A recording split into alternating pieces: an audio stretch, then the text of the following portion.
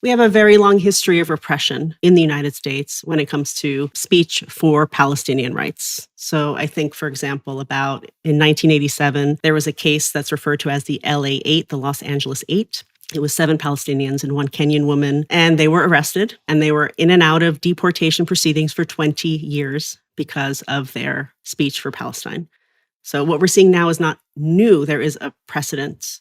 Since 2013, 30 states in the United States have passed laws that state you are not allowed to boycott the state of Israel. So what's happening now is not new and out of the blue.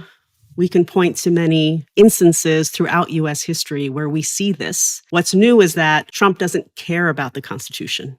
So during George Bush and the years of rewriting torture laws, there were 2 logics that were used. One was, well, yeah, we signed the Geneva Conventions, but Al-Qaeda didn't. So legally, we don't have to follow the Geneva Conventions because Al-Qaeda is not a state. And so they found these loopholes and gray areas in the law, but they still presented to the American people that they were using the law, even though they were exploiting the loopholes. And then the second thing, they use this logic of exception that we talked about before to justify a lack of due process. I think Trump was asked the other day about the Constitution, if it matters, and he said it didn't matter. So there is an authoritarian strain that is happening, but a lot of what is happening is not necessarily new.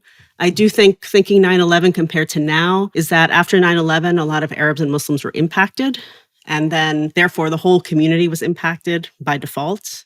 And now, I mean, I know a lot of people whose funding was taken away, or people who, I see these students who were arrested, they could be my students. So I think a lot of people have been fired from their jobs. So I think most people know someone who's impacted. So the impact feels more severe for many than it was after 9/11.